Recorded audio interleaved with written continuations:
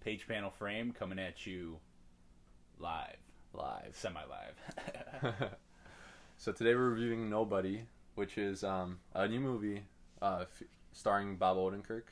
It's a movie of my life. Nobody. Nobody. Who am I?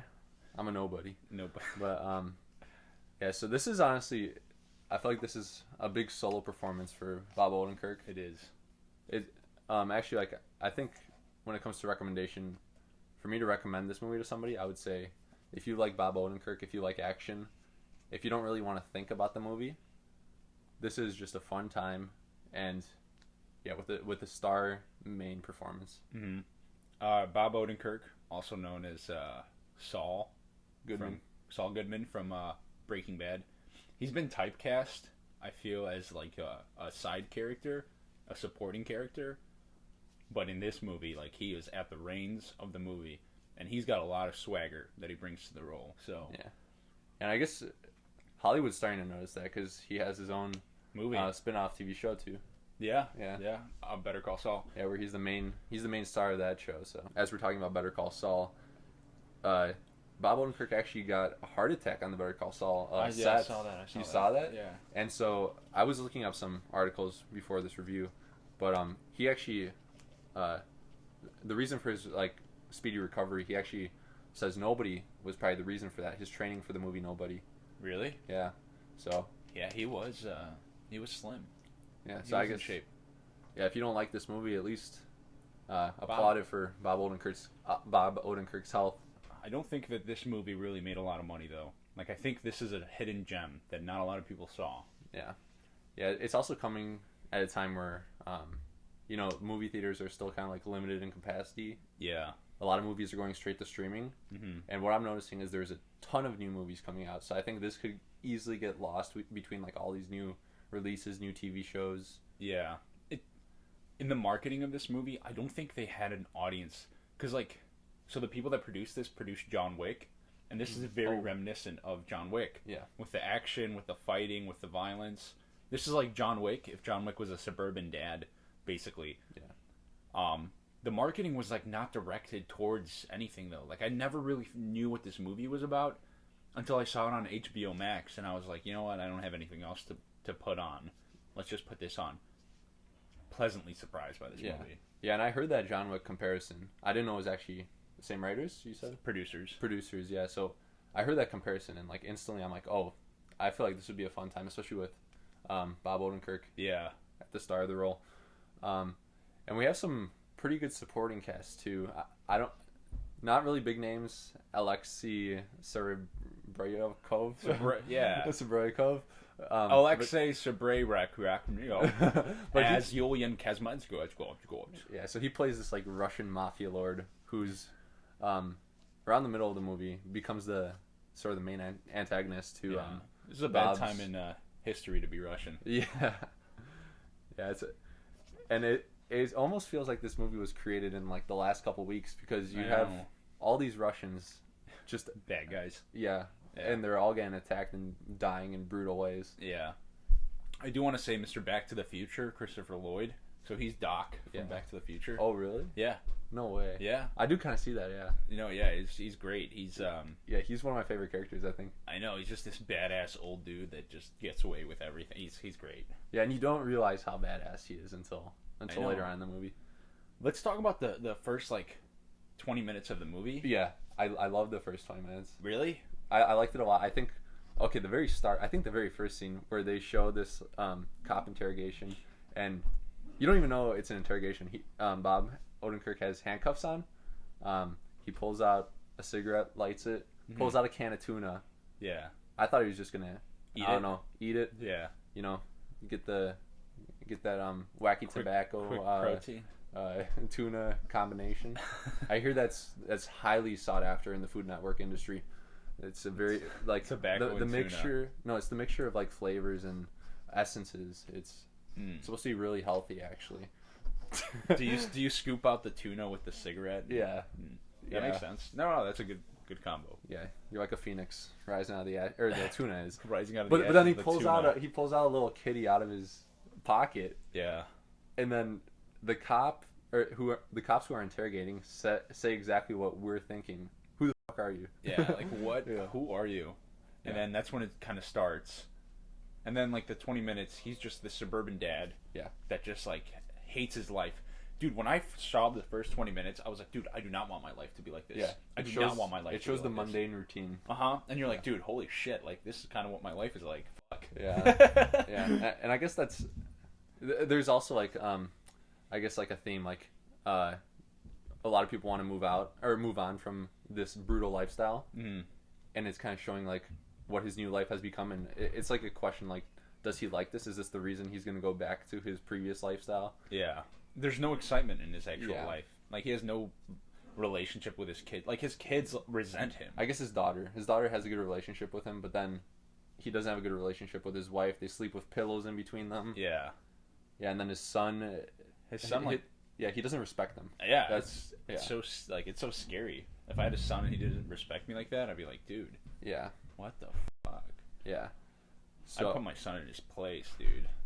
So I do, before we get into some specifics where I have a lot of good things to cover, I do want to talk about some of the faults. Okay. Because I do think the dialogue is questionable at times. Mm-hmm. Like, for example, when the first break-in happens, you see a cop come up to Bob and he says, if this was my family, I would have done so much better. Yeah. And like, I feel like if you just make it through a break-in, nobody from your family got hurt, you're kind of like stressed out, and for a cop to just say that to you. Yeah. And then also you have the neighbor who gets that Dodge Yeah. Challenger. That guy. Yeah, and he's like, oh, I got it from my dead dad. At least he had something to pass on. Yeah. But see, I feel like the writers knew they were writing a movie. Yeah. So I don't think like, I don't know. Yeah. It fit to drive the story. Yeah. Yeah, because this is definitely like a very cheesy action movie. This is a B-rate action movie. You're not going to get much more than that. And I think the writers... But see, that's not necessarily a bad thing. I think the writers came in knowing that it was going to be that. They didn't want to sort of like portray it as this, oh, no, this is like a completely... Or this is like a great They're not acting... reinventing the wheel. They're not reinventing the wheel. They knew what they were going for and they just went for it. Yeah.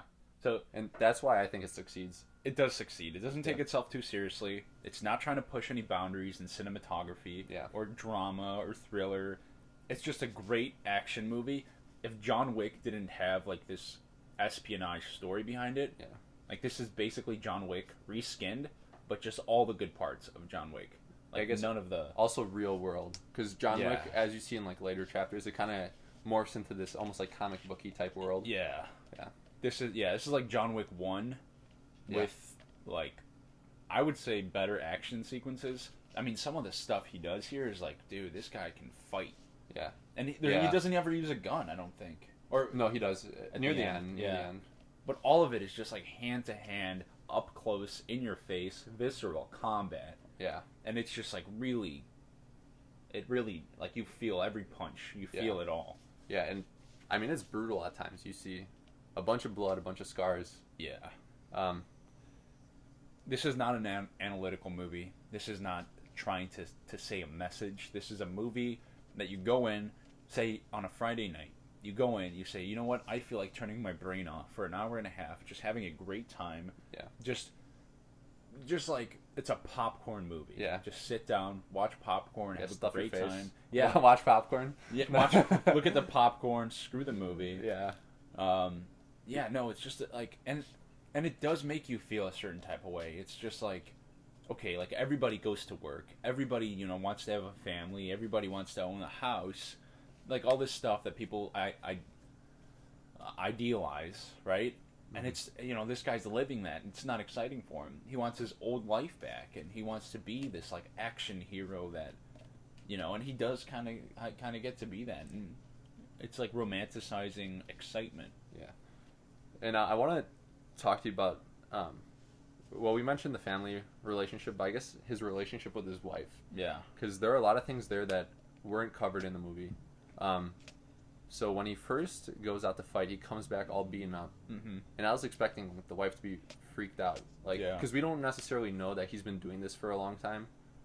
His first, just like, when he gets into that fight on the bus, yeah, that we didn't know that he has like a history of doing this type of thing. I guess with his skill, it kind of, you can kind of assume that. But then we didn't really know that his wife was involved in that, and then she almost like likes it, or she's like okay with him doing it. I don't know. Yeah, you don't really know what their history is. Yeah. You don't know if she's been involved in his stuff. I felt like they were partners. Yeah, because she knows how to heal him. Yeah, and it's like, bro, like, were they working together before? Is this something he was doing before they had kids? Like, I wish that was developed more and that was cleared up. Okay. And going into spoilers, because this is like one of the issues I kind of have with this relationship. So, it seems like the wife is kind of okay with Bob's, I guess, vigilante work. I don't know. Yeah, him just going out and murdering people. Yeah. So it seems like she's okay with it. It almost seems like they both thrive off it, because after he does it the first time, that's when they have like their first real talk of the movie, and they kind of address their problems. And it's almost also when the Russians break into his house, he shares a kiss with her when he's gonna lock her away. So it's almost like they're thriving off violence. Yeah, their relationship is built off the excitement of the violence. It's kind of weird. It's like, bro, like, you guys are together because, and you're only sexually attracted to each other because of like the violence. It's a little weird. Yeah, and then so where I start to kind of like get a little confused is, so she leaves with the family when Bob is gonna go fight Yulian, and just like all shit's gonna let loose, and it seems like she's like done with him, and then he later calls her and he's like, "This is the last time I'm doing this. After that, we'll like live our peaceful life." And it seems like that's what it should be, because he also mentioned there was a flashback scene where he was supposed to assassinate someone who then went on to live that type of lifestyle, and Hitch was jealous of that. So I thought at the end, Hutch. Hitch. Hutch. So I thought Hutch at the very end would try to actually just like give up his work and just live this lifestyle fully. He kind of got rid of all his money. I thought it'd be a fresh start. Yeah, where does he get all this money from, dude? He was fucking loaded. Yeah, maybe he took the money that flashback guy was digging up. The Obushka or whatever. Oblesko. Yeah. Whatever. Yeah, I don't know. I feel like, Yeah, so I was expecting at the end, like, and she wants him to like keep going, because they ask if the new house has a basement. Yeah. So maybe it's just that relationship just thrives off violence. Maybe that's the explanation. Yeah. But, I don't know. Bob Odenkirk does a great job here. I feel like Bob Odenkirk needs to play more roles like this. Yeah. I don't know why where did he even come from? Like, who even is Bob Odenkirk? I think it was Breaking Bad. I think he had a late, like, blossom to his career. Yeah. And I think people are noticing that he's just really talented. Mm-hmm. He is talented. Yeah. So, I guess I kind of want to go into the humor of this movie. Yeah. Because this movie actually had me laughing out loud. Really? Watching it on my own. Yeah, that doesn't happen often. Even with comedy movies, I don't really laugh out loud unless I'm with a group of people, because I guess laughter is contagious. Yeah. But I think the first scene that really got me was when he kicks the bus driver out of the bus.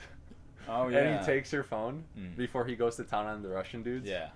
Which, because, I mean, you can't hear anything she's saying, and she's obviously arguing with him, but he just pushes her out of her own bus. I know. Dude, I don't know. I didn't think anything was funny in this movie. Really? I saw no humor in it. Because maybe it's kind of dark, but I also thought when Yulian goes to the hospital to check on his brother, he then leaves the hospital really angry, grabs a chair, and then goes to one of Yulian's friends' rooms and starts beating the shit out of him with the chair in the hospital bed. And I don't know. I thought that was really funny. Really? I think Yulian's introduction, where he sings this song, it's really bad. He walks in, this bouncer gives him like the dirty eye. The other powerful Russian leaders like, they like criticize his singing, and then he just murders the bouncer who didn't say a word to him. Yeah. Like, it's definitely dark, but it was like scenes like that where it's just, I'm just like sitting there, I'm like, what the hell? Like, where did funny? I'm like, where did this come from? It's just so bizarre that I feel like it catches me off guard. That's why it's and like, because I think it's bizarre. It doesn't really make sense. It's kind of stupid, Yeah. But that's what you get with a B-rated action movie, and I like those scenes. I like those stupid scenes that, they just catch you off guard. And I know what you're saying. yeah, and then Huh. so I had two more that I actually wrote down. So, the second one I'm going to mention was the one that made me burst out laughing. But the first one was, when Bob kills all the Russians in his house, and then he lets his family out. Mm-hmm. They start covering the eyes of the girl. Yeah. And as they're walking past, you just see like one of the Russian dudes still alive, like breathing. Yeah. All these guns around, and the family's just walking through. Dude, wow. I didn't see, I didn't think that was funny. I thought it was just like a cool detail. Okay, but the funniest scene I think was when the Russians go to attack Hutch's dad. Yeah. And so Hutch kills them both with a double barrel, and then the nurse, worker, the nurse, he hears all this, and he comes into the room, and Hutch's dad is just watching the TV, and the nurse thinks nothing of it. Like, there should have been shotguns, blood splatter, shotgun shell like damage all over the place. Yeah. And he's just holding this Russian dude by the mouth. Wow. See, And like, wow. yeah, it's like, it's so bizarre that I think, like, I was not expecting that at all. Huh. Yeah. That's a weird. That's strange because I didn't think anything was funny in this movie. Yeah, I think it's because I've watched a decent amount of B-rated action movies. Yeah. Like I've watched Con Air with Nicolas Cage. That's kind of an older one. Another one that I would kind of say is similar to this. It's a recent movie. It's called Cop Shop. There's a lot of like dumb action scenes in there. So, yeah, if you guys are interested in this movie and you like it, I would recommend Cop Shop too. Cop Shop. Yeah. Nice. Yeah. So, I mean, this movie's doesn't push any boundaries. Yeah. It's not a thinking movie. It doesn't have any political message behind it. There's literally nothing here except for just good old-fashioned comedy, John Wick style, hyper violent. Does not shy away from showing you exactly what. Like at some point, there's a dude with his face cut off, like cut up. That Russian dude that got murdered. Like just good old-fashioned hyper violent action, dude flick. Yeah. Absolutely. Yeah. With a great cast. I think that's like the most important thing. You shouldn't go into this movie like expecting something else, because if you go into it expecting that, you're gonna be, you're not gonna be disappointed at all. Yeah. Good movie. Yeah. What are we rating it? For what it is. Well, so I guess my skill, I like to put it. I like to put it with every movie, but I kind of go off how much enjoyment I had off it, and I'll give it a 6. Okay. Because it's above average. Like it's not an average movie. I don't know if I would see myself going back to this movie in a year or two, maybe eventually. But I feel like that's where maybe it gets that 6 out of 10 versus a higher score. Is like, I feel like I'd rather try another cheesy action movie over rewatching this. So that makes sense. Yeah, what do you think you'd rate it? For an action movie, for something you can turn off your brain for and just kind of put on the TV. Like if I was doing some background activities and if I had the TV running and this was just something that was playing. Yeah. For that purpose, just for the pure enjoyment, entertainment value, this is a 10 out of 10. Yeah, I would say 8, 9, 10. I feel like that's all reasonable for what it is. Yeah. From a movie perspective. Yeah. From a plot-driven, character-developing. Yeah. Serves a purpose to tell more than just entertainment. This is like a 6 out of 10. Yeah. Okay. Yeah, I'm with you on that one. Okay, I'd agree. Yeah. So, what did you guys think? Do you have any other B-rated action movies you'd recommend that's kind of like similar to this? Yeah. Maybe even old school.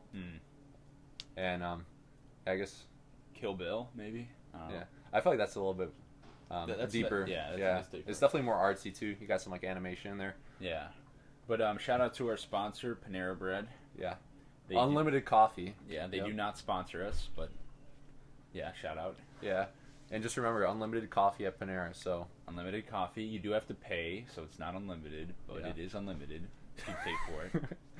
Yeah, and I'm sure if you buy way too much, there's probably a limit to it. Yeah, so it's not unlimited per se. It is costly, but shout out to Panera for free unlimited. Anyways, if you show up to Panera and steal the coffee, it's technically free. Yeah. So that's true. I don't condone that, but that is a way. Yeah, Page Panel Frame does not condone robbery. Theft of any kind, except if it's from Panera. then we still don't. Yeah. But anyways, like, subscribe, Yeah. kiss, love, laugh, live, Bob Odenkirk. fight, Bob Odenkirk, marry, kill, steal, shout. Signing out.